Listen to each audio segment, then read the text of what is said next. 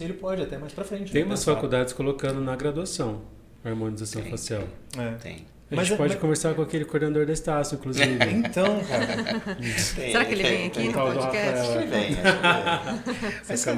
Mas é que assim, é uma especialidade nova, né? Por exemplo, a implantologia, apesar de ser uma especialidade odontológica, ela está sendo mais utilizada na grade, né?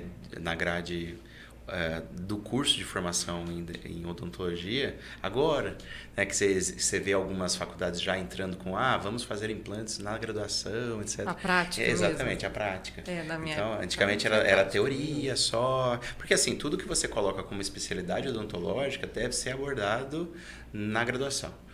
Isso é vamos dizer assim, é uma tendência do curso de graduação, porque o curso ele está formando um dentista generalista. E generalista significa entender um pouquinho de cada especialidade odontológica. A partir do momento que a ROF entrou, por exemplo, não só a ROF, mas a odontologia do esporte, entre outros que entraram recentemente, a tendência é eles entrarem na grade da faculdade. Só que isso tem que ter muita delicadeza, justamente por isso. Né? Às vezes o aluno acha que aquela amostra, exatamente, que aquela amostra pode ser usada, e aí ele vai fazer de tudo um pouco. Por isso que tudo que é colocado na grade de uma faculdade, eu sei bem disso, você tem que colocar com muito cuidado. Né? Tudo, os conceitos, o tipo de formação, se é teórica prática, se é só teórica, então tudo isso tem que ser muito bem avaliado. Aproveitando que tinha uma pergunta nisso, qual que é o seu maior desafio que você encara assim, como coordenador de um curso de odontologia? Nossa, todos, né? Você sabe que eu sou coordenador de curso justamente por um desafio. Não é pela resposta monetária, muito pelo contrário. Quando me chamaram para ser coordenador de curso, eu acho que isso foi encarado, quando eu tive essa proposta, eu encarei muito mais como um desafio, sabe, que a minha profissão estava me dando, do que qualquer outra coisa. Né? Não era... Eu estou muito bem, estava muito bem no meu consultório, então assim, eu não tinha um motivo para falar assim, vou lá fazer grade até 3 horas da manhã para aqueles alunos. Exatamente. Aqueles alunos de transferência que fica lá. Professor, coloca mais uma disciplina. Coloca mais uma disciplina. Libera mais uma, por favor. Exatamente. Então, assim, eu levei muito mais como desafio.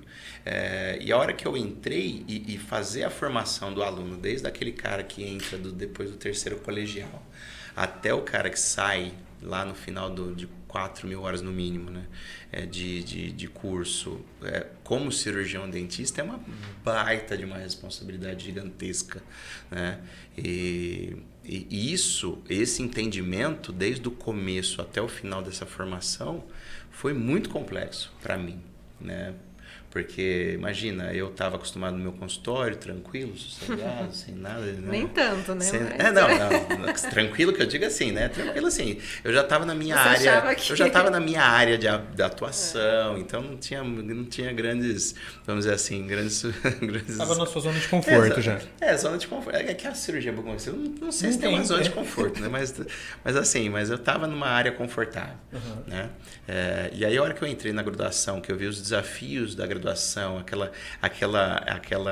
aquele ajuste do MEC com o Ministério da Saúde, com a instituição particular ou pública, e aí esse meio de campo para a formação de um aluno bem formado, que é o que eu defendo. Né? O pessoal acha que eu sou chato, eu sou mesmo, né? Porque exige muita responsabilidade desde o começo até o final. Imagina, eu que sou, junto com um conselho, né, de professores, que sou responsável por todo o trajeto desse aluno e sair no mercado. Né? Então isso, nossa, é um desafio gigantesco, e isso foi desde o começo. Mas eu acho que o grande desafio que eu vejo hoje das faculdades de odontologia, não só da Estácio especificamente, mas de outras também, é pegar aquele aluno do terceiro ano, né, que muitas vezes, e a gente acentuou isso na pandemia, que não está muito preparado para isso, que teve uma formação básica que não era boa, e pegar ele no ensino superior e transformar ele num profissional. Então, esse gap que existe do terceiro para o primeiro ano de faculdade, do primeiro para o quarto ano ou quinto ano de faculdade, eu acho que é o grande desafio. Né, de conceitos básicos que deveriam ter sido supridos lá na formação do ensino fundamental e médio. Não sei se chama assim agora, ultimamente. Acho que é ainda. Mas assim, que deveriam ser supridos no ensino fundamental e médio e vão ser supridos às vezes na faculdade, aos trancos e barrancos, mas vai ter que ser suprido. Eu acho que é isso. Eu acho que o grande desafio de cada um de um nível, né? Você vê níveis, você vê níveis muito diferentes de aluno. Muito diferentes, né? Desde o que teve uma boa formação de ensino, né, básico até que teve uma formação péssima. Que você tem que recapitular conceitos básicos de português, etc. Então, assim, tudo essas nuances, né, essas diferenças de formação para você entrar numa faculdade, elas são o primeiro desafio. E o segundo desafio que eu vejo também é o tipo de formação. Que é assim, qual disciplina, qual é a sequência de disciplinas, como que a gente vai gerir o curso e o que vai aprender primeiro para exatamente para formação do olhar crítico, para depois dessa formação do olhar crítico ter o conhecimento e buscar o conhecimento. Aí vem o MEC e fala assim, a faculdade de odontologia tem que ter isso e esquece de muita coisa. Aí você fala, gente, vamos lá. Vamos respirar, vamos tentar adaptar isso aqui à realidade. Então, eu acho que são os desafios do coordenador. Isso aí. Não é fácil, não. Não é fácil ser coordenador, exatamente. E fazendo um paralelo com a sua parte clínica, Sim. Agora, qual a sua cirurgia mais desafiadora que você já fez, assim, que você lembra agora? A que eu já fiz foi um trauma. Né? Eu falo sempre isso. Foi um caso que me marcou muito, que foi um trauma de um cara, um motociclista que usava aquele capacete que a gente chama de coquinho, né? Que vai só na parte de cima da cabeça. É proibido isso, né? Não serve pra nada. Ai, gente, olha, devia ser proibido muita coisa. Né? Mas assim, ele só tinha na proteção do sistema nervoso central lá em cima, né? Na verdade, do sistema nervoso central, o resto estava desprotegido. E ele bateu uma caçamba. E foi uma cirurgia de, se eu não me engano, 15 horas, alguma coisa assim. Chegou desconfigurado. Desconfigurado. E aí a gente teve que abordar e foi um quebra-cabeça mesmo. Você fala assim, onde vai esse ossinho? Esse pedacinho aqui vai onde, será? E aí o conjunto, né, da parte de simetria, de complexidade, de subir o conteúdo orbitário e fazer vamos dizer assim, o sistema estogmatognático funcionar de uma maneira harmônica. Putz, isso daí para mim foi um desafio gigantesco. Né? Esse caso isolado, né? Mas eu acho que o caso no dia a dia do cirurgião bucomaxilar ortognático, porque envolve muitos conceitos estéticos, funcionais e cirúrgicos ao mesmo tempo. Eu acho que a cirurgia ortognática é um dos mais desafiadores no dia a dia, porque eu falo assim, que o perfil de cirurgia ortognática, ele se assemelha muito à ROF, né? Que você pega um paciente que às vezes não está tão ruim, mas tem uma funcionalidade limitada em algum ponto e tem que transformar ele numa coisa melhor. Tudo que você pega, às vezes, que não está tão... Por exemplo, trauma, eu falo que trauma é uma coisa que não é tão difícil o resultado, porque ele chega desconfigurado e você tem que melhorar. Vai ficar melhor. Não, ele vai ficar melhor, exatamente. E às vezes a cirurgia ortognática ou a ROF deve chegar... Eu imagino, né, não atuo tanto na ROF, mas eu imagino que o paciente às vezes chega, que você olha assim e fala, meu Deus, o que eu vou melhorar nesse Não só tem, Jesus. Não só tem, como no meu consultório eu tenho o cartão de uma psicóloga que é da sala da frente. Exatamente. E aí eu falo pro paciente, falo, olha, seu caso não é harmonização, você tem disfunção de autoimagem, psicologia, psiquiatria. Exato. Então, tanto que, por exemplo, na cirurgia ortognática, que a gente envolve todos esses conceitos, uma das abordagens que eu peço pro meu paciente sempre fazer é ir no psicólogo. Né? Porque existem pacientes que têm esse conceito de estética e que ele tem, às vezes, é totalmente deturpado. Sim. Totalmente diferente da realidade. Ele fala, doutor, eu tô com um lábio muito grande. Você olha e fala, gente, onde que tá esse lábio aí, cara? Pelo amor de Deus. Só que às vezes você não pode falar isso, porque chocar o paciente, às vezes, não é a melhor opção. Né? Você tem que ter muita delicadeza para entender um tipo de distúrbio, né, do que o paciente está falando. Porque aquele paciente que é muito certeza do que está falando, você fala, meu Deus, eu não vou falar para ele que não. Né? Eu tenho que ter delicadeza nesse processo, porque senão você choca ele. Né? Então, tudo isso exige muita responsabilidade. Então é isso. Inclusive o cara que você falou, o motoqueiro, ele tá aí, pode entrar. Tá melhor. Eu tenho certeza absoluta que ele tá melhor. Ele tá melhor. Nunca muito mais melhor. usar o capacete. Não, esse tipo de capacete. Eu não sei se ele vai andar de moto. Também. Mas deve andar, viu? Porque os pacientes são meio complexos. Em todos os aspectos, eles são meio complexos. Rafa, pra gente terminar, a última pergunta, na verdade, nossa última colocação é que a gente queria que você deixasse, então, um conselho, alguma dica, vamos falar assim, porque a gente sabe que você tem contato com muitos cirurgiões dentistas formados, pessoas que já estão muito bem colocadas no mercado, cases de sucesso. Que dica que você pode dar para um estudante de odontologia conseguir se destacar? Fora o estudar, que é óbvio, né? Isso é o arroz com feijão. Desde o aluno que está no primeiro ano, te assistindo, no último ano, na pós-graduação, né, que você também é professor. Sim, essa dica é para mim. Que conselho você daria, então, para que a pessoa alcance o sucesso profissional na odontologia? Porque você é uma referência, né? Que me dera. Mas assim, o que eu falo para os alunos, né, desde o começo, o que a gente vê no Brasil, não só no Brasil, mas em muitas partes do mundo, é uma odontologia que não está muito baseada em evidências e muita ciência, tá? E o que a gente vê é um excesso de profissionais, mas um excesso de profissionais que eu tenho certeza absoluta, e isso eu falo em aula, que não é bom. Esse é o problema, tá? Então, para bons profissionais, falta.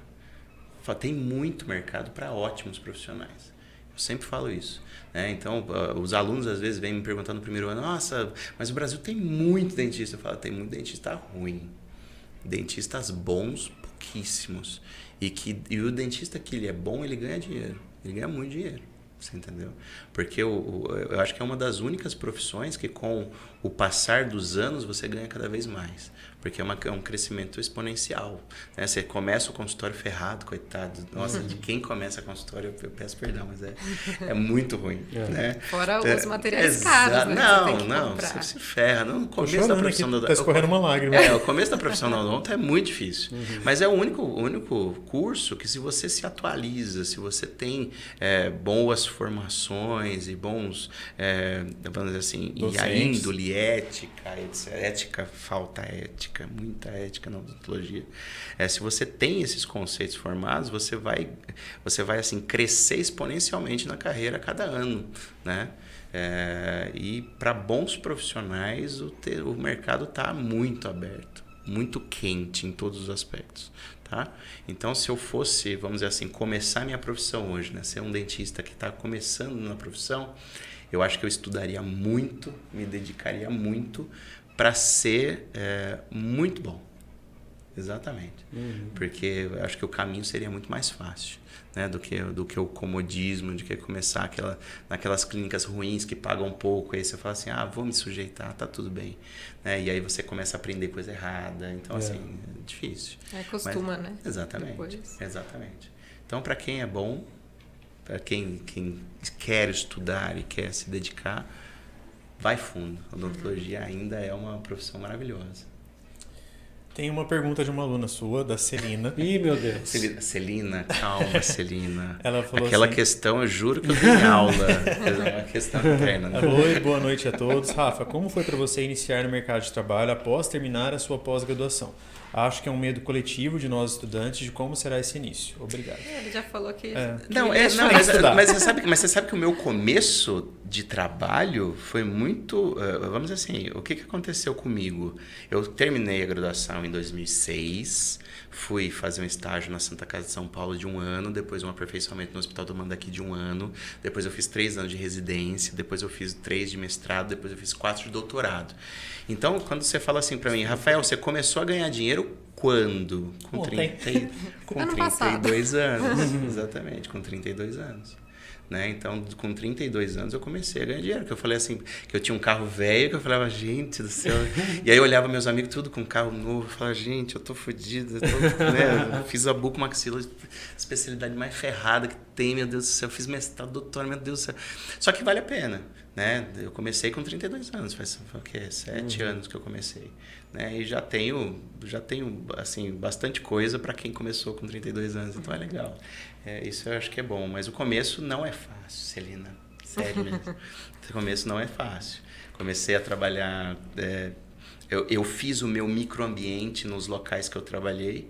Fazer microambiente é levar a minha ética e o meu conhecimento científico independente do local que eu estou, sabe? Então eu trabalhei em locais ruins, mas eu levava as minhas coisas e fazia aquele local ruim ficar bom, você entendeu? E aí eu me transformava naquele lugar. Então acho que isso que importou no meu começo. Mas não foi fácil não, Celina, sinceramente. Um esforço diário. Junte-se a bom... com bolsa de mestrado e doutorado. Exato, adorava bolsa de mestrado, gente. Eu pagava minhas contas tudo com bolsa de mestrado. Eu meu também. Deus do céu, Jesus, Mestrado. que delícia. Não tem jeito, Celina, tem que se esforçar mesmo. Tem que se esforçar mesmo. O único lugar onde o sucesso vem antes do trabalho é no dicionário, não é? Exatamente. É isso, Exatamente. É isso, as perguntas foram todas. Então vamos agradecer. Obrigado, Rafa. Eu que agradeço. Disponibilizar seu tempo aí para vir Imagina, conversar com a gente. Para tô quem não muito sabe, o feliz. Rafael é meu professor, meu coordenador na faculdade, com muito orgulho. Chato. Vive puxando minha orelha, pega na minha mão para fazer anestesia. Mas faz bem. Meu professor de anestésio. Boa. Ou seja, quem sentir dor na mão dele, Reclama com ele. Reclama comigo. Mas É o Thiago isso, deve te dar um trabalho também, né? Olha, não dá não. Não. Dá não. Tem. Não, Thiago, não. Gente, é isso então. Muito obrigado para todo mundo que assistiu. Semana que vem tem mais um episódio de Wisecast, o podcast sobre saúde, beleza, bem-estar e odontologia. Obrigado, doutora Samira. Obrigada a vocês. Obrigado, Thiago. Imagina. Obrigado, doutor Rafael. Obrigado, eu que agradeço. E até a próxima, gente. Até mais. Até, tchau. Tchau. Tchau.